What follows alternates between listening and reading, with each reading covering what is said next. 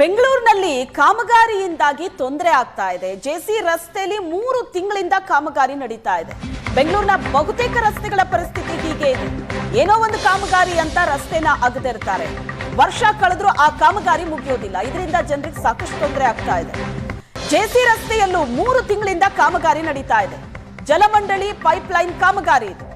ರಸ್ತೆ ಅಗದ್ರೂ ಕಾಮಗಾರಿ ಮಾತ್ರ ಮುಗ್ದಿಲ್ಲ. ಅಧಿಕಾರಿಗಳ ವಿರುದ್ಧ ಸವಾರರು ಆಕ್ರೋಶ ವ್ಯಕ್ತಪಡಿಸಿದ್ದಾರೆ. ಮೊದಲೇ ಬೆಂಗಳೂರಿನ ರಸ್ತೆಗಳಂತೂ ಸಂಪೂರ್ಣ ಗುಂಡಿಮಯ. ಅದರಲ್ಲೂ ಈ ಕಾಮಗಾರಿಯಿಂದಾಗಿ ಅಲ್ಲಲ್ಲಿ ದೊಡ್ಡ ದೊಡ್ಡ ಹೊಂಡಗಳನ್ನ ತೋಡಿರ್ತಾರೆ. ಆ ಕಾಮಗಾರಿನಾದ್ರೂ ಬೇಗ ಮುಗಿಸ್ತಾರಾ? ಅದೂ ಇಲ್ಲ.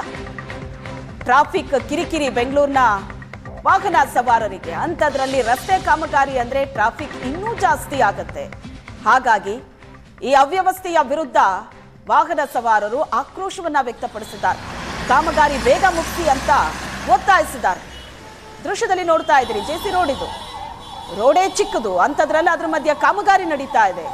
ದೊಡ್ಡ ದೊಡ್ಡ ಹೊಂಡ ತೋಡಿ ಹಾಗೆ ಬಿಟ್ಟಿರ್ತಾರೆ. ಕಾಮಗಾರಿ ಮುಗ್ದಿರೋದಿಲ್ಲ. ಈ ಕಿರಿದಾದ ರಸ್ತೆಯಲ್ಲಿ ವಾಹನ ಸವಾರರು ಓಡಾಡಬೇಕು.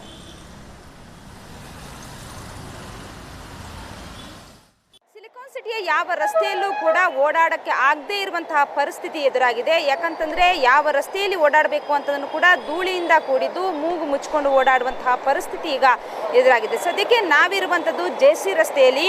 ಜೆಸಿ ರಸ್ತೆಯಲ್ಲೂ ಕೂಡ ನಾವು ನೋಡಬಹುದು. ಜೆಸಿ ರಸ್ತೆಯ ಮುಖ್ಯ ರಸ್ತೆ ಇದು. ಮಿನರ್ವಾ ಸರ್ಕಲ್ ಇಂದ ಟೌನ್ ಹಾಲ್ ಹೋಗುವಂತಹ ಕಡೆ ಈ ಒಂದು ರಸ್ತೆಯನ್ನ ನೋಡಬಹುದು. ಯಾವ ರೀತಿ ರಸ್ತೆಯನ್ನ ಅಗೆದು ಹಾಕಿದ್ದಾರೆ ಅಂತ ಹೇಳಿ.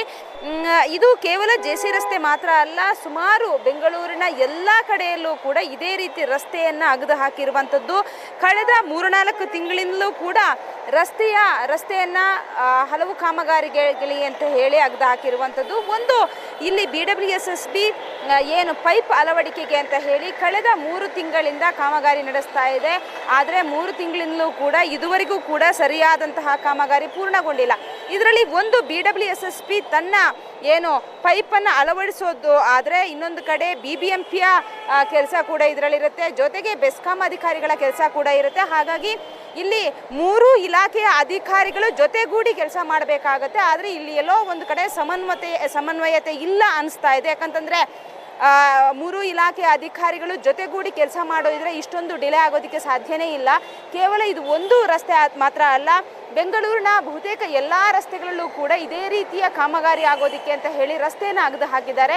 ಆದರೆ ಕಳೆದ 4-5 ತಿಂಗಳಿಂದಲೂ ಕೂಡ ಇದೇ ರೀತಿ ರಸ್ತೆಯನ್ನು ಅಗೆದು ಹಾಕಿರುವಂಥದ್ದು ಬಿಟ್ಟರೆ ಎಲ್ಲೂ ಕೂಡ ಕಾಮಗಾರಿ ಪೂರ್ಣಗೊಂಡಿಲ್ಲ. ಹಾಗಾಗಿ BWSSB ಇರ್ಬೋದು, ಬೆಸ್ಕಾಂ ಇರ್ಬೋದು, BBMP ಅಧಿಕಾರಿಗಳು ಇರಬಹುದು, ಜೊತೆಗೂಡಿ ಕೆಲಸವನ್ನು ಆದಷ್ಟು ಬೇಗ ಮುಗಿಸ್ಬೇಕಾಗಿದೆ. ಯಾಕಂತಂದರೆ ಮಳೆ ಬರ್ತಾ ಇದೆ. ಮಳೆ ಬಂದರೆ ಗೊತ್ತೇ ಇದೆ ಬೆಂಗಳೂರಿನ ಪರಿಸ್ಥಿತಿ ಯಾವ ರೀತಿ ಇರುತ್ತೆ ಅಂತ ಹೇಳಿ.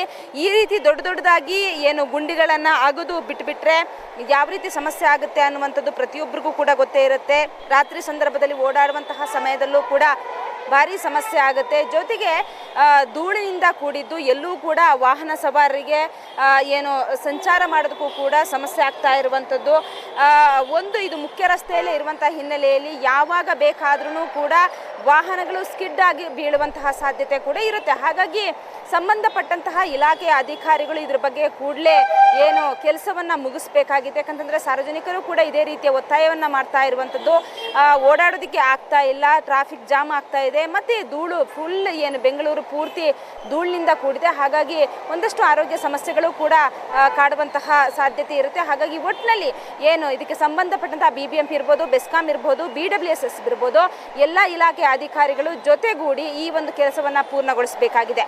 ಬೆಂಗಳೂರಿನಿಂದ ಕ್ಯಾಮ್ರಾ ಪರ್ಸನ್ ನಾಗರಾಜ್ ಜೊತೆಗೆ ಮಮತಾ ಮರ್ದಾಳ, ಏಷ್ಯಾನೆಟ್ ಸುವರ್ಣ ನ್ಯೂಸ್.